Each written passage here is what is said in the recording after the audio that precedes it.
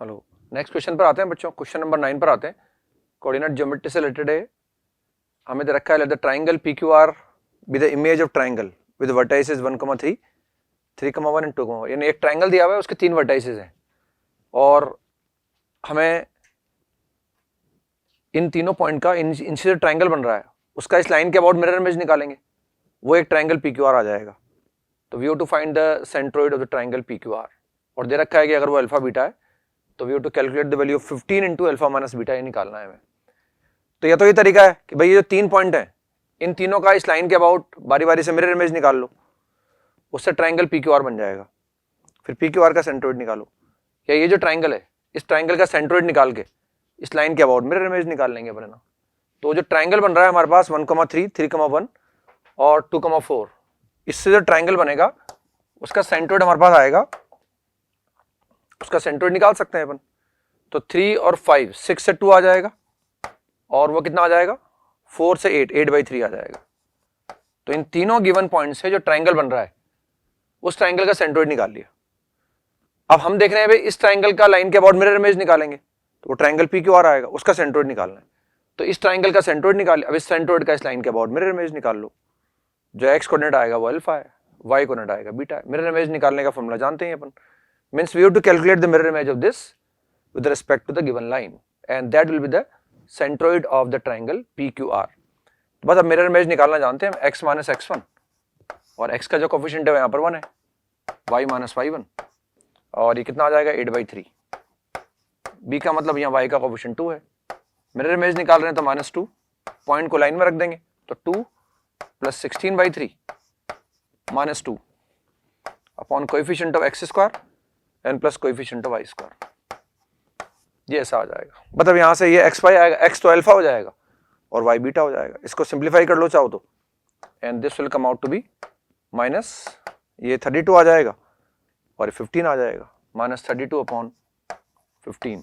ये ऐसा आ गया। तो यहाँ से x निकाल लिया हमने ना, तो x will be equal to, x को हम इस 2 को इंटरचेंज करेंगे, 30 आ जाएगा, माइनस का 2/15 आ जाएगा। और अगर मैं y निकालना चाहूंगा तो y will be equal to -64 upon 15 and plus 8/3। तो that will be equal to 15 LCM लूंगा 40 आ जाएगा, -24 हो जाएगा, -24 अपॉन 15।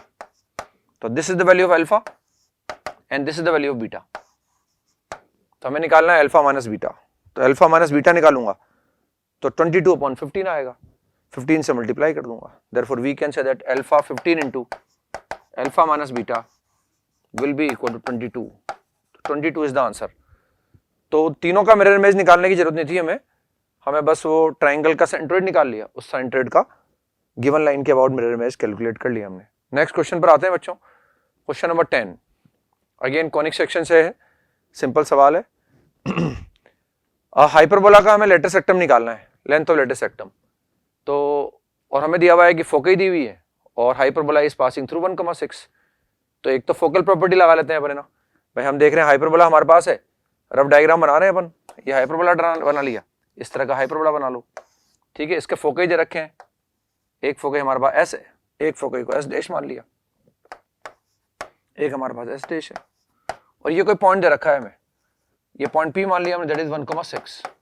रफ डायग्राम है, ये नहीं कि एक्स एक्सिस है वाई एक्सिस है, ऐसा नहीं है, ये ऐसा बना दिया हमने। तो एक तो हम फोकल प्रॉपर्टी लगा देंगे और एक 2AE निकाल लेंगे। तो since distance between the foci 2AE is equal to, vertical line पर है वैसे है ना, क्योंकि दोनों का एक्स सेम है, इनके बीच में डिस्टेंस कितनी आ गई 26 आ गई ना। और अगर मैं डिफरेंस निकालूंगा PS माइनस PS डैश, तो modulus of PS minus PS dash will come out to be 2A, length of transverse axis. और PS माइनस PS डैश को निकाल सकते हैं ना, ये भी उसी वर्टिकल लाइन पर है एक्चुअली है ना। तो अगर मैं निकालूंगा तो वो कितना आ जाएगा 8 आ जाएगा ना, और अगर मैं ये निकालूंगा तो कितना आ जाएगा, this will come out to be 18 and this will come out to be 18, वो 18 आ जाएगा। तो देयरफॉर 2A बराबर 10 और 2A बराबर 10 है तो E बराबर कितना आ गया, therefore E is equal to 26/10, E is equal to 13/5, ये ऐसा आ जाएगा। अब we have to find the length of latus rectum. तो लेंथ ऑफ लेटर सेक्टम जो होगा बच्चों क्या होगा, that is 2b square by a.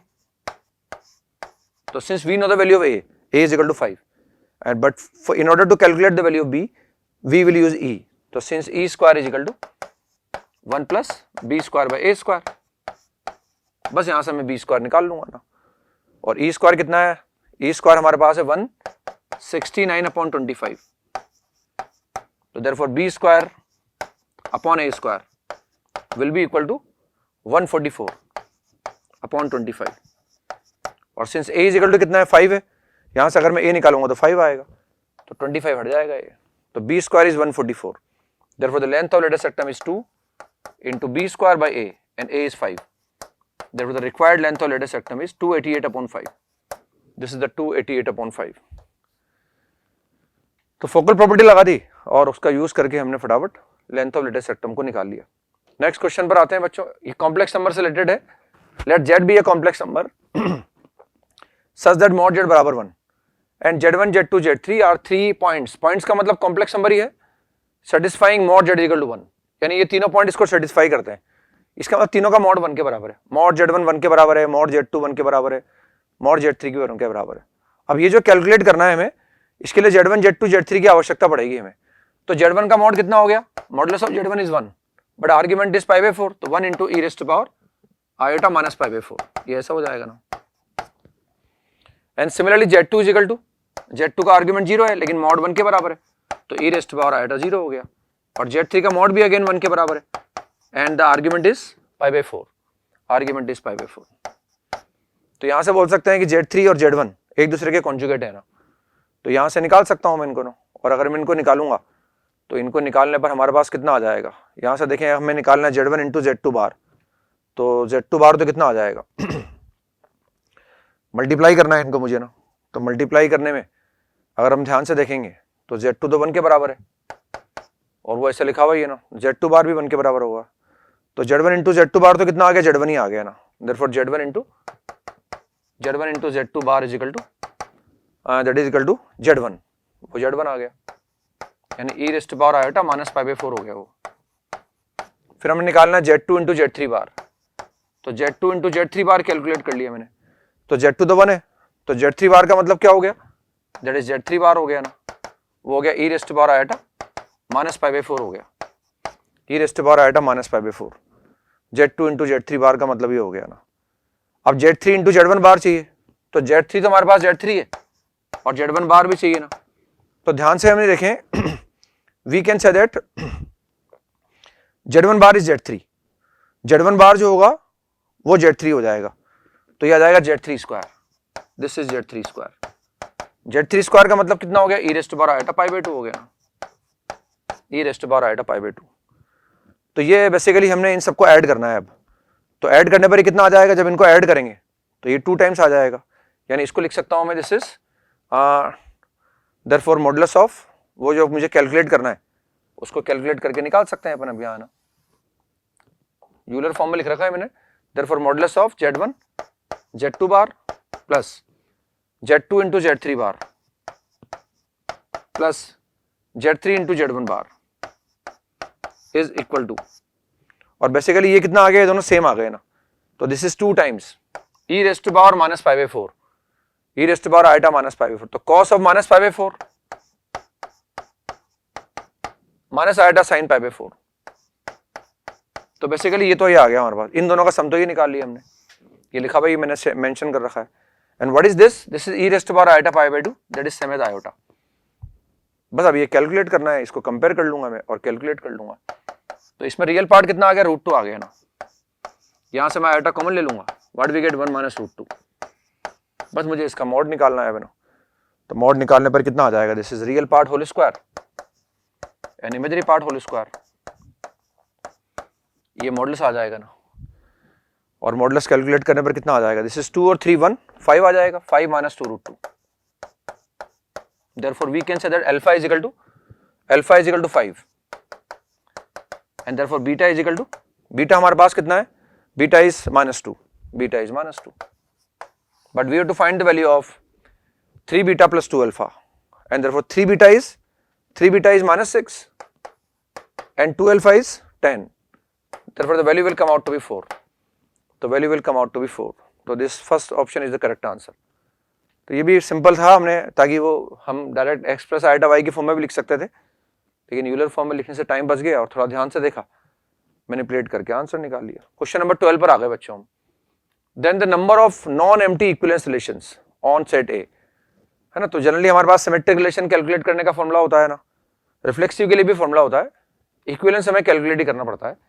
और वैसे शायद बता भी रखा है हमने, आपको लिखवा भी रखा था क्लास में कि भाई अगर 3 एलिमेंट है, एक एलिमेंट है तो number of non empty equivalence relation 1 बनेगा, और अगर 2 एलिमेंट है तो 2 बनते हैं, 3 में फिर 5 बन जाते हैं ना। लेकिन हम बनाना चाहें तो बना सकते हैं ना। इक्विवेलेंस का मतलब वो रिफ्लेक्सिव भी होगा, सिमेट्रिक भी होगा, ट्रांजिटिव भी होगा। तो अब एक रिफ्लेक्स रिलेशन तो ये वाला बना लो, ये रिफ्लेक्सिव भी होगा, this is reflexive as well as symmetric and transitive. ये एक रिलेशन तो ये बन जाएगा on set A, and this is an equivalence relation. दूसरा बनाने के लिए क्या करूंगा, 1,1 को ले लूंगा, 2,2 को ले लूंगा, 3,3। तो एक हमने ले लिया 1,2, एक ले लिया 2,1।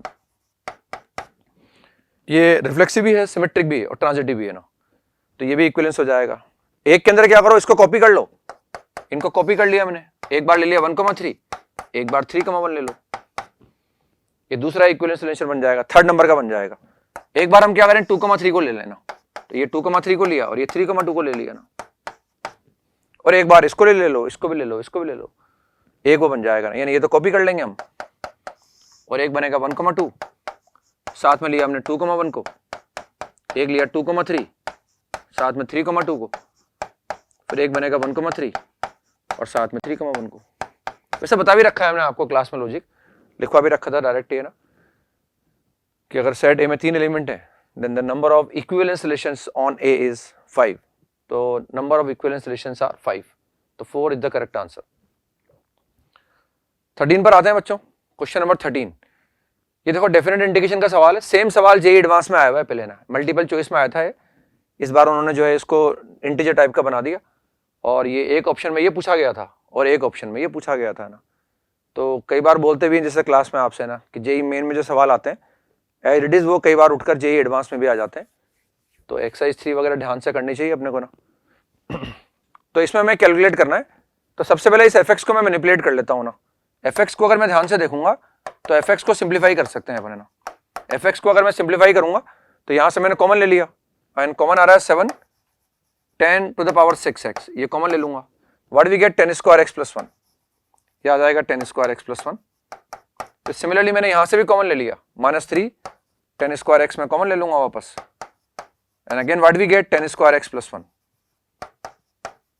तो ये sec स्क्वायर x बन जाएगा ना, and this function can be written as 7 10 to the power 6x -3 10 square x into sec square x। ये fx आ गया ना। अब इसको इंटीग्रेट करना आसान है क्योंकि हम 10x को टी पुट कर देंगे, और टी पुट करने के बाद आसानी से कैलकुलेट हो जाएगा। I1 निकाल सकते हैं हम, therefore I1 is equal to 0 to pi by 4, और ये फंक्शन मैंने कॉपी कर दिया ना, 7 10 to the power x 10 x whole power 6 -3 10 square x and sec square x dx। ये ऐसा आ जाएगा। नाउ पुट 10x बराबर t and we can easily integrate it. और अगर मैं 10x को टी पुट कर देता हूं तो 10x को टी पुट कर देने से हमारा काम चल जाएगा, लिमिट को चेंज कर देंगे और लिमिट को चेंज करके निकाल लेंगे। नहीं भी अगर पुट करें तो कोई बात नहीं, इसको अलग लग सकते हैं अपन, भाई इसका डेरिवेटिव आगे लिखा हुआ है, इसका भी डेरिवेटिव आगे लिखा हुआ है, एज इट इज भी हम कर सकते हैं चाहे तो 10x को पुट करने से लिमिट को चेंज कर दिया मैंने, and the limit will 0 to 1। ये कितना आ जाएगा 7t to the power 6 -3t square and sec square x dx is dt। और जिसे इसको इंटीग्रेट करूंगा तो इंटीग्रेट करने पर कितना आ जाएगा, this is t to the power 7 -t cube, और लिमिट लगा दूंगा 0 टू 1, तो 1 रखने पर भी 0 आ जाएगा और 0 रखने पर भी 0 आ जाएगा। Therefore we can say that the value of I1 will come out to be 0। तो I1 की वैल्यू 0 आ गई बच्चों ना। अब मुझे I2 निकालना है, तो I2 में क्या है, x साथ में और है ना, तो कुछ देखते हैं अभी है ना। I2 में मुझे निकालना है x fx को इंटीग्रेट करना है, और वो limit of integration is same 0 to pi by 4, तो थोड़ा सा वो डील करना पड़ेगा अपने को ना। तो ये fx हमारे पास है ही सही, और हमने x इंटू fx को इंटीग्रेट करना है। Now I2 is 0 to pi by 4 x into fx, therefore x 7 10x to the power 6 3 tan square x and sec square x dx। थोड़ा सा x प्रॉब्लम क्रिएट करेगा, वही कंसेप्ट लगाना पड़ेगा, put कर देते हैं अपन। tan x बराबर t को पुट कर दिया मैंने। हमें पता है x हमारे पास -π/2 से π/2 में, इसको ऑलवेज क्या लिख सकते हैं हम, tan इनवर्स t लिख सकते हैं ना। तो x can be written as tan inverse t। बस अब बाकी पूरा सवाल मैं कन्वर्ट कर ही दूंगा यहां से ना। तो जैसे ही मैं इसको कन्वर्ट करता हूं यहां से, पूरे सवाल को t में लाना पड़ेगा हमें, क्योंकि हमने t पुट किया है। तो I2 can be written as, now I2 can be written as limit is 0 to 1। यहां हम देखें हमने t माना है, x को लिखा tan इनवर्स t, तो this is 7 t to the power 6 minus 3t square and sec square x dx is dt and therefore into tan inverse t dt। अब थोड़ा मैं इसमें बाई पार्ट्स लगा दूंगा ना। बाई पार्ट्स लगाने में ये हमारे पास इंटीग्रेबल है, इसको हमने मान लिया सेकंड फंक्शन, और ये डिफरेंशिएबल है, इसको मान लिया फर्स्ट फंक्शन हमने। बट इसमें बाई पार्ट्स लगा दो और बाई पार्ट्स लगा के इसको इंटीग्रेट कर लेंगे हम। तो बाई पार्ट्स अगर मैं अप्लाई करूंगा तो what we get, I2 is equal to differentiable function will remain as such. Now integral of second function that is t to the power 7 minus t cube। यहां limit apply कर दूंगा मैं 0 to 1 minus, now sine of integral derivative of first function that is 1/1 plus t square and integral of second function that is t to the power 7 minus t to the power 3 dt। Now अगर मैं यहां limit apply करता हूं तो चाहे मैं t को 1 लिखूं चाहे 0 लिखूं, it will come out to be 0। तो I2 विल बी 0, ये आ जाएगा 0 माइनस। अब देखें यहां हम कॉमन ले सकते हैं, t क्यूब में कॉमन ले लूंगा यहां से ना। तो ये लिमिट 0 to 1 चल रही है और t क्यूब मैंने यहां से कॉमन लिया, what we get, t to the power 4 minus 1 and that can be factorized t square minus 1 and t square plus 1। नीचे क्या चल रहा है, t square plus 1 and dt आ जाएगा। इस t स्क्वायर प्लस 1 से ये कैंसिल आउट हो जाएगा। बट उसमें हमें सिंपल जो है वो x to the power n का इंटीग्रेट वाला कंसेप्ट लगाना है और उसको बड़ी आसानी से फिर हम कैलकुलेट कर पाएंगे ना। तो यहाँ से देख सकते हैं अपन, इसी को देखा जा सकता है यहाँ से, अगर मैं इंटीग्रेट करूंगा तो I2 की जगह I2 आ जाएगा मेरे पास, ये सिंपली I2 आएगा। I2 is equal to, limit हमारे पास 0 to 1 है ना, लिमिट हमारे पास है 0 to 1 और लिमिट अगर मैं अप्लाई कर रहा हूँ तो ये 0 to 1 वाला कंसेप्ट लगा रहे हैं अपन। माइनस साइन मैंने बाहर अप्लाई कर दिया, लिमिट हमारे पास 0 to 1 है, तो पहले t cube into T square means t raise to power 5 dt minus 0 to 1 और t क्यूब dt, ये t क्यूब dt आ जाएगा ना। बट अब ये इंटीग्रेट आता ही हमें करना, और माइनस साइन से ये पॉजिटिव कर देंगे, इसको नेगेटिव कर देंगे, दैट इज 1/4 माइनस 1/6। और यहां से अगर मैं कैलकुलेट करूंगा 12 में एलसीएम ले लूंगा, we get 3 minus 2 that is 1/12। तो therefore the value of I2 is 1/12। तो I2 के लिए 1/12 आ जाएगी, I1 हमारे पास 0 है ना। What we have to calculate, we have to calculate 7I1 that is 0 and 12I2 is 1, 1 is the answer. Same सवाल JEE advance में पूछा गया था पहले, रिपीटेडली आपसे कहा भी जाता है ना कि जेईई एडवांस के सवाल as it is same copy होकर जेईई मेन में आजकल देखे जाते हैं फ्रिक्वेंटली कई सालों से ना। तो कुछ बच्चे जिन्होंने एग्जाम नहीं भी दिया है अगर अभी, और लगता है उनको कि उनका थोड़ा लास्ट शिफ्ट में एग्जाम है, लास्ट दिन एग्जाम है, तो कोई अगर एक्सरसाइज 3 छोड़ रखी हो तो उनको कर सकते हैं ना। नेक्स्ट क्वेश्चन पर आते हैं बच्चों, 14 पर आते हैं ना। डिफरेंशियल इक्वेशन से रिलेटेड सवाल है ये, एंड दिस इज, इस तरह का सवाल भी जेईई में आया हुआ है, पहले एडवांस के अंदर शायद सवाल पहले आया हुआ है इस तरह का। तो इसमें वही हमें डिफरेंशियल इक्वेशन सॉल्व करने के लिए सारे मेथड हमें अप्लाई करने होते हैं। सेपरेशन ऑफ वेरिएबल है क्या, लीनियर है क्या, होमोजेनियस है क्या। तो यहाँ ध्यान से देखें, अपन dy/dx कैलकुलेट करते हैं यहाँ पर ना। dy/dx अगर मैं कैलकुलेट करने लगूंगा तो बेसिकली ये इक्वेशन कुछ बन नहीं पाएगा। यहाँ से मैं dx/dy अगर कैलकुलेट करने के बारे में सोचूं तो y² into dx/dy plus x is equal to 1/y। But अब मैंने y² से डिवाइड कर दिया, तो y² से अगर मैं डिवाइड करता हूं तो we get dx/dy plus x into 1/y² plus x into 1/y² and is equal to 1/y³। Now this is linear in x. This differential equation is linear in x. ये x में linear बन जाएगा बच्चों ना। तो first we have to calculate the integrating factor. First we will calculate integrating factor. तो since integrating factor is equal to e raised to power integral of 1 upon y square dy, and that will be e to the power minus 1 by y. Now we can write the solution of this differential equation. अब इसका अगर मैं solution निकालने लगूंगा तो solution is x into integrating factor is equal to sign of integral, जो भी वो q या q1 बोलते हैं अपन उसको, that is 1 upon y cube into e to the power minus 1 by y dy।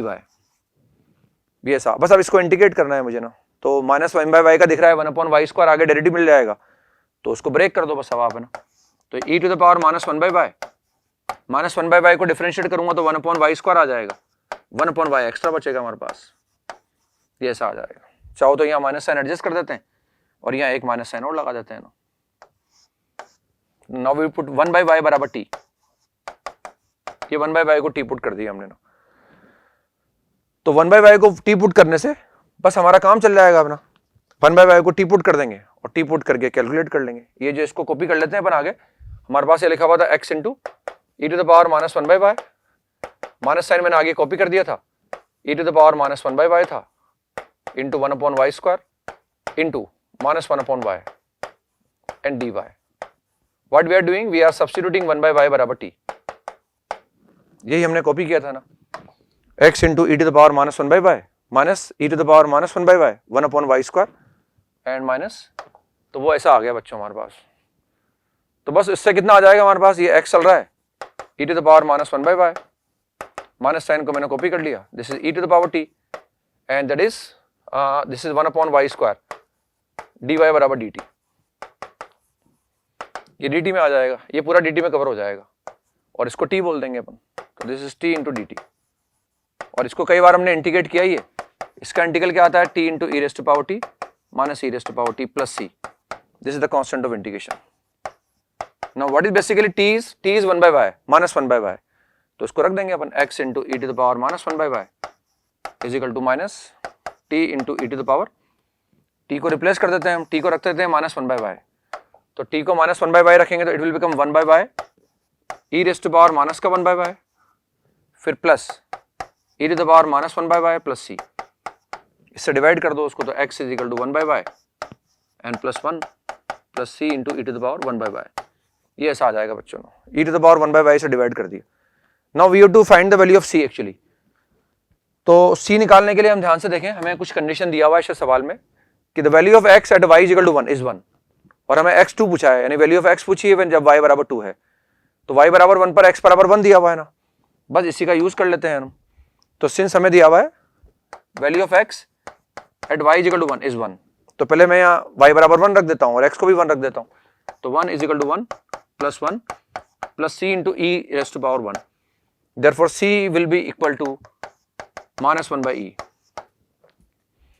c आ जाएगा बच्चों ना, तो c आ जाने से हमारे पास क्या आ गया, x और y में एक रिलेशन आ गया, तो c आने के बाद इसको लिख सकते हैं हम यहाँ से, अगर हम ध्यान से देखें तो we can write this as x is equal to 1 by y and plus 1 and minus e raise to power 1 by y minus 1 by y minus 1, क्योंकि वो कितना आया माइनस 1 बाई e आया, तो माइनस साइन तो मेंटेन रखा, 1 by e से मैंने क्या किया, 1 बाई e से माइनस 1 कर दिया ना। अब now what we have to do, we have to find the value of x at y बराबर 2, we have to calculate the value of x at y बराबर 2, हमें x बराबर 2 पर y की वैल्यू निकालनी है ना, तो x बराबर 2 रखना है बस मुझे, और अगर मैं x बराबर 2 रखूंगा तो we get 2 is equal to x की वैल्यू निकालनी है y बराबर 2 पर, सॉरी x कैलकुलेट करना है हमें y बराबर 2 पर, तो x कैलकुलेट करना है, y को रखना है 2 प्लस 1 आ गया and this is minus e raise to power, y को मुझे 2 रखना है, तो that is half minus 1 is minus half, तो ऐसा आ जाएगा बच्चों। तो therefore the value of x is equal to 3/2 minus 1 upon square root of e, तो this will be the answer, 3/2 minus 1 upon under root e, 3/2 minus 3 आ रहा है, 3/2 minus 3 upon under root e आ रहा है, यहां पर आ रहा है 3/2, x को निकाल रहे हैं हम और x को कैलकुलेट करने पर आंसर आएगा 3/2 माइनस का 1 अपॉन अंडर रूट e, ये आंसर बेसिकली टाइपिंग मिस्टेक हो गई इसमें, this is 3/2 minus 1 upon square root of e, this will be the correct answer. Second option में, तो second is the correct answer. Correct answer ये आ जाएगा बच्चों 3/2 minus 1 upon square root of v। Next question पर आते हैं बच्चों। Again area under the curve से सवाल है। Find the area bounded by inside the circle, circle के अंदर का पोर्शन लेना है, and outside the parabola. Parabola तो अच्छा सा दिख रहा है, वाई स्क्वायर बराबर 4x। सर्कल भी जो है वो सेंट्रल फॉर्म में लिखा हुआ है, बस हमें इनके पॉइंट ऑफ इंटरसेक्शन निकालने पड़ेंगे ना। तो सर्कल का अगर मैं डायग्राम बनाऊंगा तो सेंटर कितना आ रहा है इसमें 2√3 and the radius is also 2√3। तो ये सर्कल का सेंटर आ गया 2√3, 0, रेडियस इसका 2√3 है। तो this is the diagram of the circle. ये सर्कल ऐसा बना लेंगे अपन, है ना। पैराबोला वाई स्क्वायर बराबर 4x दिख ही रहा है हमें, तो इनको पॉइंट ऑफ इंटरसेक्शन निकाल लेते हैं डायग्राम बनाने के पहले। तो simply we put y square is equal to 2x√3, 2x into √3। तो x माइनस 2√3 होल स्क्वायर और वाई स्क्वायर को हमने रिप्लेस कर दिया 2√3 इंटू एक्स से। This is 2√3 into x and that is 12। यहां से x में क्वाड्रेटिक बनेगी, दिख रहा है पैराबोला x इसको दो जगह कट करेगा ना, तो वो कैलकुलेट कर लेंगे ना। तो इसमें कितना आ जाएगा एक्स स्क्वायर माइनस का 4√3x, तो this is minus 2√3x and 12 से 12 कैंसिल हो जाएगा।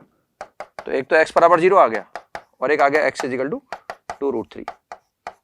मतलब सिंपली यहां कट करेगा वो पैराबोला, वो ऐसे यहां कट करेगा। तो पैराबोला का डायग्राम ऐसा बन जाएगा, this will be the parabola. Parabola का डायग्राम ऐसा बन जाएगा, सिमेट्रिक है, ऐसा आ जाएगा ना। हमें इनसाइड द पैराबोला सर्कल चाहिए और आउटसाइड द पैराबोला चाहिए, तो ये डायग्राम चाहिए एक्चुअली हमें, ये एरिया निकालना है हमें। We have to find this area, ये एरिया निकालना है। तो बस दोनों सिमेट्रिक हैं एक्स एक्सिस के अबाउट, तो ऊपर वाला ये लीफ है, इसका एरिया निकाल के डबल कर देंगे ना। तो द रिक्वायर्ड एरिया, अभी लीफ का एरिया निकालने के लिए तो ऐसा करें अपन 0 से 2/√3 सर्कल में से पैराबोला को माइनस करें, या we consider the quarter of the circle. Quarter of the circle में से ये वाला एरिया माइनस कर देंगे हम। क्वार्टर ऑफ द सर्कल जो होगा उसमें से ये वाला एरिया माइनस कर देंगे। जो क्वार्टर ऑफ द सर्कल है उसमें से अगर मैं ये वाला एरिया माइनस कर दूंगा तो वो जो ग्रीन वाला जो है शेडेड रीजन है, जो ग्रीन कलर से मैंने शेडेड कर रखा है, वो वाला एरिया निकल जाएगा ना। तो therefore the required area is 2 times this is 2 times quarter of the circle 1/4 pi r square. What is r? r square is 12, r square is 12 minus, और ये जो ग्रीन ये जो ब्लू वाला एरिया इसको मैं माइनस कर देता हूं ना। तो 0 से 2√3 इसको इंटीग्रेट कर दूंगा मैं ना, और 0 से 2√3 इंटीग्रेट करूंगा, पैराबोला को इंटीग्रेट कर रहा हूं, लिमिट x की लगाई तो function in terms of x आएगा, तो y dx that is square root of 2√3x dx and this is the required area. Double कर ही दिया इसको हमने ना, बस अब वो इंटीग्रेट कर लेंगे और इंटीग्रेट करके सिंपली कैलकुलेट करना है। That can be done very easily, उसको बड़ी आसानी से कर लेंगे मेरे हिसाब से, है ना। डायग्राम वगैरह की कोई विशेष आवश्यकता है नहीं, तो इसको मैं कैलकुलेट कर लेता हूँ यहाँ पर और कैलकुलेट करके निकाल लेते हैं ना। तो दिस इज 2 की जगह 2 आ जाएगा, और ये कितना आ गया 3 पाई आ गया ना, 2 इंटू 3 पाई। तो 2 इंटू 3 पाई दो ऑप्शन में नजर आ रहा है, यानी पूरा निकालना पड़ेगा अपने को। तो इसमें क्या है, इसको मैं बाहर निकाल लूंगा, this is square root of 2√3 को मैंने बाहर निकाल लिया ना। अब √x बचेगा, उसका इंटीग्रल क्या आएगा, x रेज़ टू पावर 3/2 और 2/3, तो दिस इज 2/3 और x रेज़ टू पावर 3/2, और लिमिट लगा दूंगा मैं 0 से लेकर 2√3, ये मैं लिमिट अप्लाई कर दूंगा ना। तो दिस इज 2 इंटू 3 पाई, हमें 3 पाई पे भी इतना फोकस नहीं करना, दिस इज 2√3 का स्क्वायर रूट अगेन इंटू 2/3। अब ये x टू द पावर 3/2 है, means this is 2√3 into under root of 2√3, ये ऐसा आ जाएगा ना। तो सिंपली हम ध्यान से देखें तो ये basically it will become 2√3, it will become 2√3, ये 2√3 हो जाएगा ना। तो 2√3 हो गया और ये भी 2√3 है, तो बेसिकली ये 2√3 हो गया और इससे कैंसिल कर देंगे हम, तो 2√3 इंटू 2√3, यानी ये बेसिकली दिस प्रोडक्ट इज 2√3, तो वो √3 से हट जाएगा यहाँ से ना, और वो आ जाएगा 2 और एक 2√3, तो 8 आ जाएगा ना। तो 2 into 3 pi minus 8, 3 pi minus 8 is the answer. Basically इनको मल्टीप्लाई करने पर क्या आ गया, 2√3 आ गया। तो एक तो 2√3 का √3 हो गया और एक √3 हो गया, तो 3 कैंसिल हो गया, फिर ये 2√3 आया उसका 2, ये 2 और ये 2, ये 8 हो जाएगा। तो दिस इज द आंसर, तो this third is the answer, third is the correct answer. तो ऐसे इसको निकाल सकते हैं। नेक्स्ट क्वेश्चन नंबर 16 पर आते हैं बच्चों। 16 में हमें दिया हुआ है कि एक सेट ए डिफाइन कर रखा है, एक सेट बी डिफाइन कर रखा है। Then the number of all elements in set B, set B के एलिमेंट निकालने, वो डिफाइन कर रखे हैं इस फॉर्मेट में है, m लेस देन n है और इनका जो ग्रेटेस्ट कॉमन डिवाइजर है वो 1 है, और हमें दिया हुआ है कि m और n जो है that belongs to the set A। तो हमें केसेस बनाने पड़ेंगे इसमें तो ना, जैसे फॉर एग्जांपल अगर मैं m को 1 ले रहा हूं, m को मैंने 1 ले लिया तो n m से बड़ा करना है मुझे, और GCD यानी ग्रेटेस्ट कॉमन डिवाइजर मुझे 1 रखना है। तो n अगर m से बड़ा है तो ग्रेटेस्ट कॉमन डिवाइजर के लिए 2 हो सकता है, 3 हो सकता है, 4 भी हो सकता है और 10 तक आ सकता है ना। तो 9 केसेस बन गए, मतलब है ना 9 नंबर आ गए इस तरह के m बाई n की फॉर्मेट में।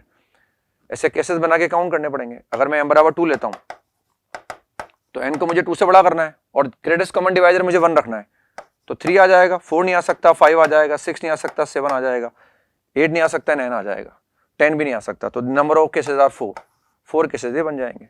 ऐसे मैं m बराबर 3 लूंगा और मुझे इंश्योर करना है कि n 3 से बड़ा है और GCD मुझे 1 रखना है ना, तो 4 आ जाएगा, 5 आ जाएगा, 7 आ जाएगा, 8 आ जाएगा और 10 आ जाएगा। अगेन इनकी काउंटिंग आ गई 5, ये 5 आ गए काउंटिंग में। ऐसे मुझे ऐड करना पड़ेगा बस ना। m बराबर 4 लिया मैंने, n को 4 से बड़ा करना है, GCD मुझे 1 रखना है, तो n इक्वल टू 5 आ जाएगा, n equal to 5, n equal to 7, n equal to 9, n equal to 10 नहीं आ सकता। अगेन 3 केसेस आ जाएंगे, 3 cases are there. m equal to 5 लूंगा मैं तो n मुझे 5 से बड़ा करना है, तो 6, 7, 8 and 9, again 4 cases are there. m equal to 6 लूंगा अगर मैं तो n इक्वल टू 7 आ जाएगा, 8 नहीं आ सकता, 9 नहीं आ सकता, 10 नहीं आ सकता, तो only 1 case is there. m equal to 7 लिया मैंने तो n को 8 ले लूंगा मैं, n को 9 ले लूंगा, n को 10 ले लूंगा, 3 केसेस आर देयर।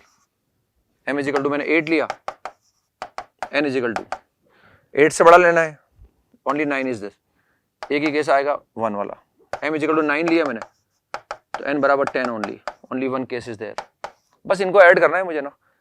तो ये टोटल केसेस हमारे पास है, 13 हो गया, 13 के बाद 18 हो गया, 18 के बाद 21, 25, 26, 29, 30 एंड 31 इज द आंसर।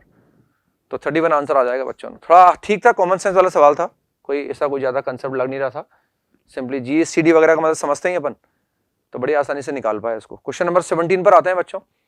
17 में ये हमें दे रखा है कि एक फंक्शन दिया हुआ है and then we have to calculate the difference between the maximum and the minimum value of fx। वो पता लगाना है हमें पता लगाना है कि x जो fx है, तो वही हमें इनमें इनवर्स ट्रिग्नोमेट्री का यूज कर लेंगे और cosec inverse x can be written as π/2 minus sec inverse x। तो देयरफॉर fx को मैं पहले सिंप्लीफाई करता हूं, दैट इज मैंने sec इनवर्स x को t मान लिया यहां ताकि लिखना कम पड़ेगा मुझे। Therefore cosec inverse x can be written as π/2 minus sec inverse x, π/2 minus sec inverse x, ये ऐसा आ जाएगा ना। तो that fx can be written as 16 into T square and plus π/2 minus T whole square. ये quadratic बन गया ना। अब इसकी रेंज निकालनी है मुझे, एक बार मैं मैक्सिमम निकाल लूंगा, एक बार मिनिमम निकाल लूंगा। Since t is sec inverse x and we know the range of sec inverse x, that is 0 to pi excluding π/2, ये हमारे पास आ गया। बस अब ये क्वाड्रेटिक है और साथ में एक इंटरवल दिया हुआ है, हमें इसकी रेंज निकालनी है, मतलब मैक्सिमम मिनिमम निकालना है। तो हम जानते हैं माउथ ओपनिंग अपवर्ड है, थोड़ा इसको मैनिपुलेट कर सकते हैं अपन। ये एक फंक्शन g ऑफ t में आ जाएगा ना, g ऑफ t बोले या इसको fx बोले, हमने एज्यूम कर लिया, सवाल को कन्वर्ट कर दिया हमने t के अंदर। तो y is equal to 17t square minus pi into t and plus pi square by 4। Mouth opening upward है, मिनिमम वैल्यू इसकी वर्टेक्स पर आएगी, तो वर्टेक्स निकालने के लिए डिफरेंशिएट किया, 34 into t minus pi is equal to 0। तो वर्टेक्स आएगा t is equal to pi upon 34 पर, पाई अपॉन 34 इसमें लाई भी कर रहा है ना, तो नो डाउट अनडाउटेडली इसी t पर इसकी वैल्यू मिनिमम आएगी ना। देयरफॉर fx की मिनिमम वैल्यू बोले या y की मिनिमम वैल्यू बोले एक ही बात है ना। तो y minimum is equal to, यहाँ t को रिप्लेस कर दो आप, 17 अपनी जगह लिखा हुआ है और टी स्क्वायर की जगह लिखेंगे अपन, टी को रिप्लेस करेंगे पाई अपॉन 34 से, तो that is pi square and 34 square, 34 square आ जाएगा। फिर यहां रखेंगे हम टी को रिप्लेस करेंगे इससे, तो माइनस पाई स्क्वायर अपॉन 34 आ जाएगा and plus pi square by 4, क्या आ जाएगा पाई स्क्वायर बाई 4। मतलब ये कैलकुलेट करना है मुझे ना, तो ये कैलकुलेट करने के लिए कितना आ जाएगा, दिस इज 68, ये आ जाएगा हमारे पास, ये 2 से कैंसिल हो जाएगा तो 68 आ जाएगा। यहां भी 68 बना दो, इसको दिशा कर दो, तो ये पाई स्क्वायर अपॉन 68 है, वो माइनस 2 पाई स्क्वायर अपॉन 68 है, और वो पाई स्क्वायर अपॉन 4 है, तो pi square upon 4 minus pi square upon 68, तो this will be equal to pi square upon 4 को मैंने कॉपी कर दिया और हमारे पास ये कितना आ गया, दिस इज 68 तो माइनस पाई स्क्वायर अपॉन 68 अगर मैं एलसीएम लूंगा तो 17 4 जा 68 तो 16 आ जाएगा ना, this is 16 pi square upon 68, ये ऐसा आ जाएगा। मिनिमम वैल्यू आ गई हमारे पास ये, and that is 4 pi square upon 17, 4 pi square upon 17, ये मिनिमम वैल्यू आ गई हमारे पास उस फंक्शन की मिनिमम वैल्यू। मैक्सिमम निकालनी है मुझे ना। अब मैक्सिमम हम देख रहे हैं भाई इस पूरे इंटरवल के अंदर, ये अगर हम इसको अगर निकालना चाहें तो बाउंड्री पॉइंट रख सकते हैं एक बार हम, जैसे मैं 0 रखूंगा तो पाई स्क्वायर अपॉन 4 आएगा, पाई अगर मैं रखूंगा तो अगर मैं y की वैल्यू 0 पर निकालता हूं तो 0 पर कितना आ जाएगा, t बराबर 0 लिखा था, पाई स्क्वायर बाई 4 आ जाएगा। और अगर मैं यहां रखता हूं पाई, तो पाई पर निकालता हूं तो कितना आएगा 17 पाई स्क्वायर, फिर again this is minus pi square and this is pi square by 4, तो that is 16 64 65 pi square upon 4 आ गया। ये नो डाउट मैक्सिमम वैल्यू है, ये पाई स्क्वायर अपॉन 4 से बड़ा है, तो this is the maximum value and that is the minimum value. बस उनका डिफरेंस चाहिए मुझे, तो डिफरेंस मैं निकाल सकता हूं ना, और डिफरेंस निकालने पर कितना आ जाएगा, therefore the required answer is maximum में से मुझे मिनिमम को माइनस करना है, and 17 minus 4, this is 4 65 pi square upon 4 and that is 4 pi square upon 17। बस मैं ये कैलकुलेट कर लूंगा और एलसीएम वगैरह 16 आ जाएगा हमारे पास, that is 68 is the LCM, 17 से मल्टीप्लाई कर दूंगा तो 17 5 जा 85, 8 कैरी चला जाएगा एंड 17 6 जा 102 प्लस 8 110 माइनस, और ये कितना आ जाएगा 16 आ जाएगा। पर जैसे मैं 16 कम करूंगा तो we get that is 1089 upon 16 and that is pi square चल ही रहा है हमारे पास है ना, तो this will be the final answer, 1 is the correct answer. तो ये भी इस तरह के सवाल होते हैं, अपने क्लास में करते हैं जनरली, अपने शीटों में जो सवाल है उसमें साइन इनवर्स एक्स है यहाँ पर, और एक एक्सरसाइज 3 के पार्ट 2 में भी आया, वहाँ tan इनवर्स एक्स भी है, एक में tan इनवर्स एक्स है, एक में cot इनवर्स एक्स है। शीट वगैरह में सवाल आता है, एक में sin इनवर्स एक्स होता है, एक में cos इनवर्स एक्स होता है। तो ये रेंज निकाल लिया और मैक्सिमम और मिनिमम का डिफरेंस निकाल लिया। क्वेश्चन नंबर 18 पर आते हैं बच्चों। The parabola cuts the coordinate axis at PQR। Parabola coordinate axis को 3 पॉइंट पे कट करता है। तो हम देखें माउथ ओपनिंग अपवर्ड है, तो अगर मैं डायग्राम बनाने की कोशिश करूंगा तो इसमें अगर मैं x बराबर 0 रखता हूं तो y तो -3 आ जाएगा, यानी ये y एक्सिस को जो है अगर मैं x बराबर 0 रख रहा हूं तो we are getting y equal to -3, तो ये इसको यहां कट करेगा ऐसे ना, y को तो ये कट करेगा भाई 0, -3 पे तो कट करेगा ही करेगा। अब आगे दिया हुआ है कि p और q मुझे निकालने हैं अभी ना, मतलब p पता नहीं ये p है कि q है कि qr है, लेकिन ये y एक्सिस को तो यहां कट करेगा, x एक्सिस को कहां कट करेगा देखना है, माउथ ओपनिंग अपवर्ड है इसे हमारे पास, तो उसमें हम देख सकते हैं कि हमारे पास डायग्राम कुछ ऐसा बनने वाला है, डायग्राम कुछ ऐसा बनेगा या डायग्राम कुछ ऐसा बनेगा, क्योंकि यहां कट करने वाला है।